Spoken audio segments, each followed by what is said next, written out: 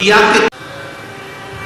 के चंद्रमा को देखकर सफेद पुष्प समर्पित कर देने से, द्वितीया के चंद्रमा को देखकर सफेद चंदन का चीटा दे देने से, उस चंदन को अपने ही हृदय पर लगा लेने से रोग, बीमारी, तकलीफ समाप्त हो जाती है। उसी तरह तकलीफ आती है, कष्ट आता है, बीमारी आती है, रोग आता है, थोड़ी तकलीफें बढ़ जाती है, आ ही जाएगी। तो उसी तरह थोड़ा सब्र करो, थोड़ा धैर्य रखो, थोड़ा सा रुक कर अपने जीवन को, ये नहीं कि मैंने तो भगवान शंकर को एक लोटा जल चढ़ाया था, मेरी तो समस्या समाप्त नहीं हुई, मैंने तो पशुपति व्रत करा था, मेरी तो समस्या समाप्त नहीं हुई। उसने 3 व्रत कर लिए तो शंकर जी ने 3 ही दे दिए।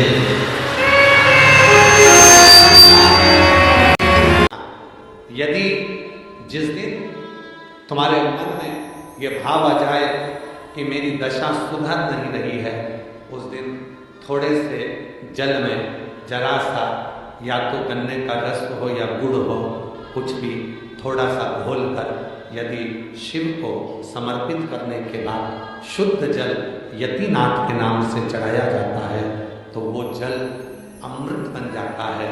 और कहते हैं उस घर का दुख यतिनाथ जी 20 दिन के अंदर समाप्त कर देते हैं। दुखों ने घेर लिया, बहुत दुख है, बहुत दुख। लोग कहते हैं महाराज दुनिया के बाबा जी, लोग कहते हैं शिवर वाले बाबा को इतनी गाली दी जाती है तो भी ये मुस्कुराता रहता है। अब ना मुस्कुराऊं तो क्या रो?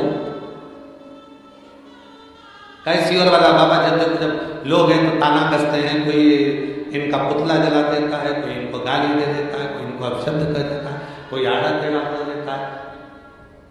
मिंटू भैया फिर भी इस व्यासपीठ की गरिमा करती है कि इस व्यासपीठ से हटकर कभी ना तो बोला है और ना कभी बोलूंगा।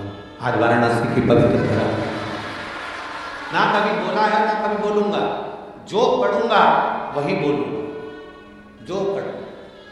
18 पुराण, 6 शास्त्र, 18 उपपुराण, जितने पुराण है उसके उपपुराण भी हैं। जैसे शिव पुराण है तो शिव पुराण का उपपुराण है, श्रीमद् भागवत पुराण है तो भागवत पुराण का उपपुराण है। 6 शास्त्र, 18 पुराण, उपपुराण। और लोग कहते हैं कि शिवर वाला बाबा को इतना लोग ताना देते हैं, आए दिन कोई ना कोई कमेंट्स करता रहता है, व्हाट्सएप पे डालता रहता है, फेसबुक पे डालता रहता है, दिन भर लोग ताना देते रहते हैं, तो भी ये मुस्कुराता रहता है। उसके मुस्कुराने का कारण केवल इतना है कि केवल हम आपको नहीं बताते कि ऐसा करने से ऐसा होगा, उसका अनुभव हम खुद भी करते हैं। जब हम सीहोर रहते हैं या कहीं पर भी रहते हैं, उसका स्मरण कर कर हम उसका साधना करना प्रारंभ कर देते हैं। जब लगता है कि दुखी हैं भीतर से, लगता है कि कोई तकलीफ है, तब यतिनाथ का नाम लेकर गुड़ का पानी घोलकर शिव जी को थोड़ा सा समर्पित कर देते हैं। पूरा दुख, पूरा कष्ट क्षण भर में समाप्त हो जाता है, चेहरे पे फिर वही प्रसन्नता आ जाती है। यतिनाथ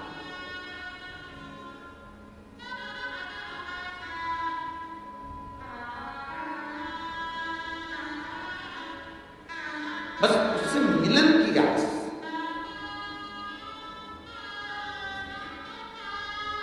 थोड़ा सा जल।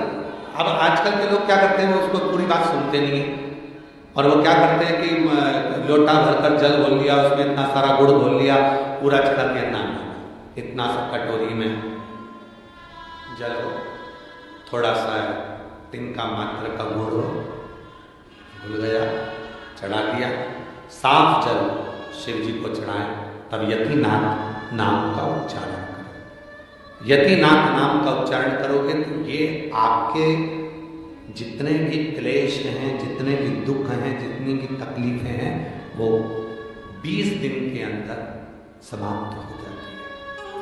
20 दिन। और इसका संभव प्रैक्टिकल जरूर करें। प्रैक्टिकल बिना प्रैक्टिकल के ना रहे, प्रैक्टिकल जरूर करें। कहीं शिवर वाला बाबा झूठ बोलकर तो नहीं गया है। हमने जो शास्त्रों में पढ़ा, हमने जो शास्त्रों में सुना, उसका अध्ययन, उसका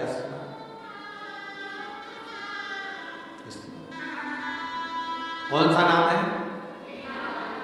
जम के बोलो। यतीना।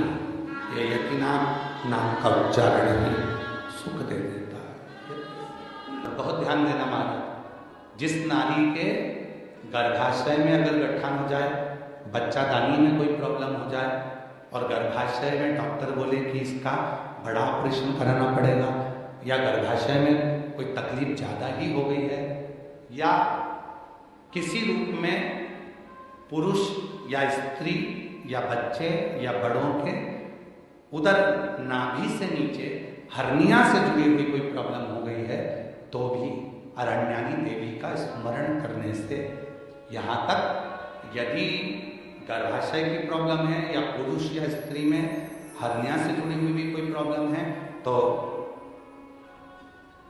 थोड़ा ध्यान देंगे। 7 बेलपत्र इस तरह से लीजिए।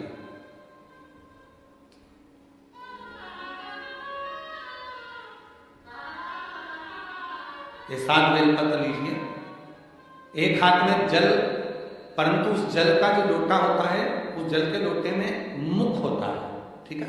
तो उस जल को हमें मुख वाले लोटे में ना लेकर उसको या तो पंच पात्र वाले पात्र में ले ले, या फिर खुले हुए बर्तन में जिसका मुख खुला हो। कटोरी है, कटोरी का मुख नहीं बंधा होता, प्लेट का मुख नहीं बंधा होता, लोटे का मुख बंधा होता है, लोटा का मुख ऊपर से बंधा होता है। मतलब बंधा मतलब लोटा ऐसा आगे जाके सक्रिय हो जाता है, नीचे से जुड़ा हुआ, खुला हुआ।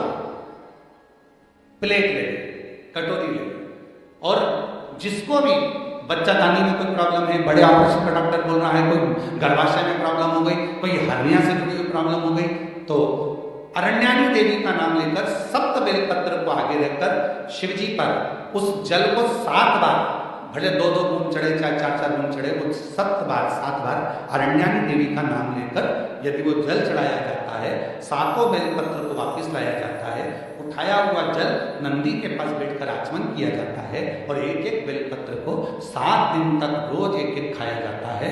उसके 12 दिन के बाद आप जांच करा लो, आपकी हर्निया में और आपके बच्चादानी में कोई प्रॉब्लम नहीं आती। कहीं ना कहीं बाबा कृपा करे। और अगर आती भी है तो डॉक्टर का साथ में दवाइयाँ भी लेना है, इलाज भी कराना है। हमने एक बात पहले भी कही थी, डॉक्टर शिव का एक रूप है। ये नहीं कि हम ये कर रहे हैं तो डॉक्टर की दवा ना लें, डॉक्टर की भी दवा लें, डॉक्टर को शिव मान, पर उसके साथ में मां अरण्यानी देवी का स्मरण भी करें।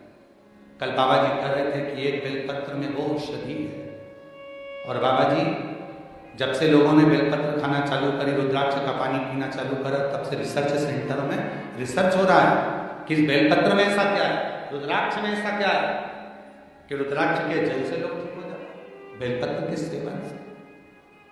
फिर से बोलो एक बार, कौन सी देवी है?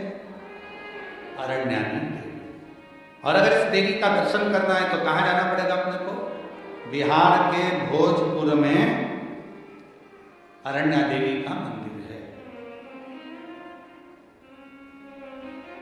कौन से कपड़े पहनती है माता? वृक्ष के पत्तों के। कौन से वस्त्र धारण करती है माता? वृक्ष की छालों के।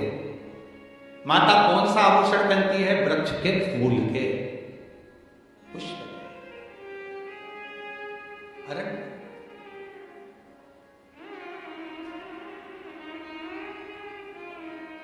महाराज, हमारे सनातन धर्म में लोग, दुनिया के लोग भले हंसें, ताना कसें, पर हमारा सनातन धर्म इतना मजबूत है, उसकी पूजन पद्धति, उसके श्रृंगार एक ऊर्जा देता है। एक निवेदन हो,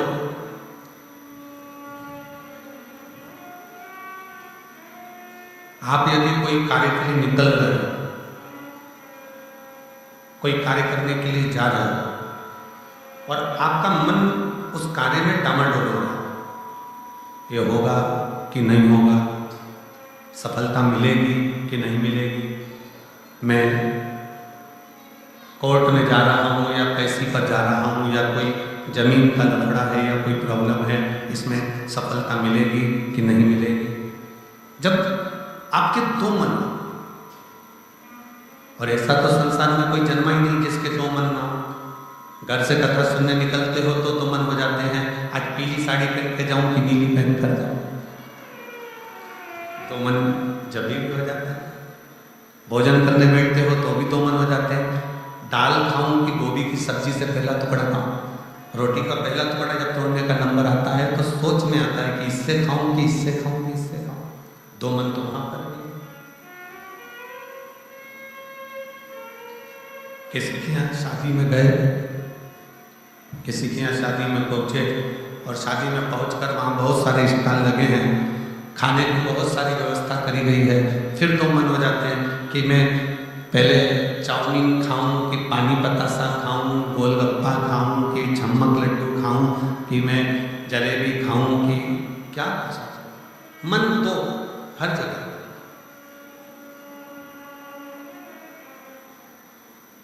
और ऐसा नहीं है कि मन तो नहीं होते, मन विचलितता रहता है।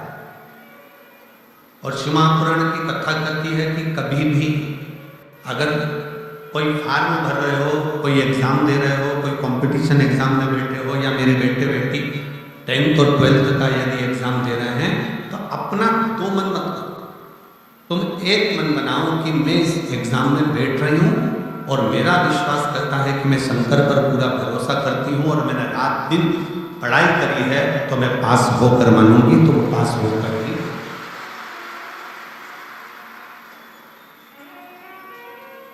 जहाँ मन विचलित हो जाता है, जहाँ मन दो हो जाते हैं, फिर वहाँ थोड़ा सा भ्रम उत्पन्न हो जाता है, फिर थोड़ा सा भ्रम उत्पन्न हो सकता है। पर जब आपने एक विचार कर लिया कि मुझे सफलता मिलेगी, तो ये निश्चित है कि दुनिया में कोई ऐसा पैदा नहीं हुआ कि आपकी सफलता को रोक दे, आप आगे बढ़कर ही।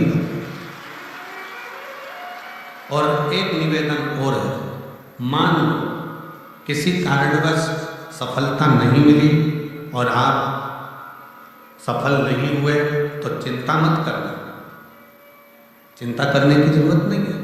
एक बार अगर एग्जाम दिया, एक बार अगर तुम फील्ड में उतरे और एक बार में सफलता नहीं मिली तो चिंता मत करो, ये मत सोचो कि पीछे हट गए। शिव महापुराण की कथा में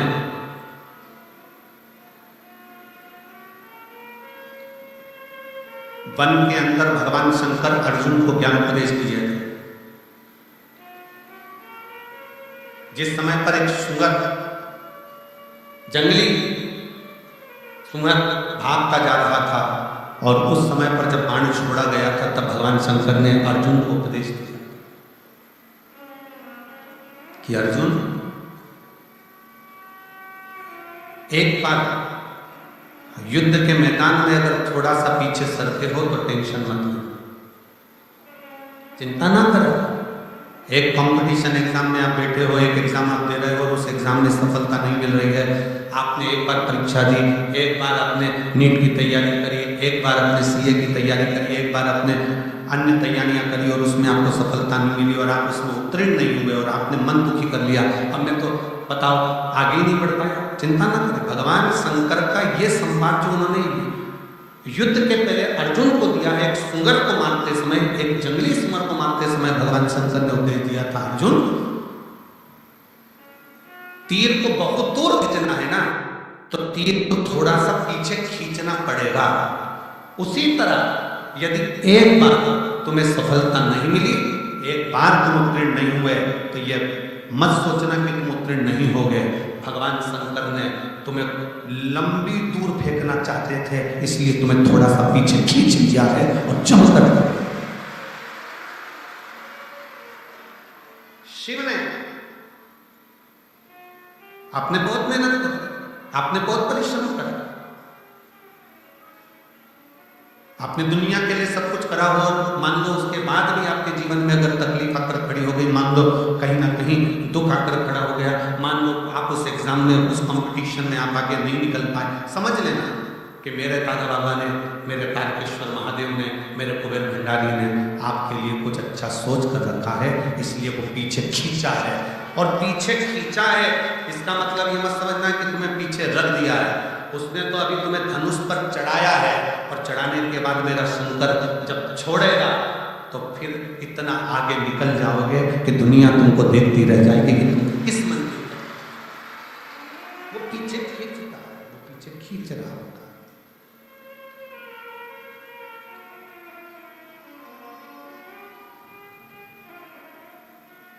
खूब मेहनत करो, खूब परिश्रम करो, खूब अच्छी लगन से कार्य करो, और जितनी मेहनत से कर सकते हो उतनी मेहनत से करो। जब जिस समय पर तुम्हारा दो मन हो रहा हो, तुम्हें लग रहा हो कि मैं निकलूंगा कि नहीं निकलूंगा, तुम्हें लग रहा है कि ये एग्जाम में क्लियर कर पाऊंगा कि नहीं कर पाऊंगा, मैं पहुंचूंगा कि नहीं पहुंचूंगा, तो यही तीन स्थान, यही तीन स्थान, तीन अक्षत को इन तीन स्थान पर ही रखा जाता है। जो तीन स्थान अभी आपको बताए हैं, एक माता पार्वती जी का गोल स्थान, हस्तकमल स्थान, दूसरा जहां से पानी बहकर नीचे की ओर जा रहा है उसी विराम स्थल पर, और तीसरा शंकर भगवान के शिवलिंग पर। ये तीन स्थान तीन अक्षत से पूर्ति कर देते हैं।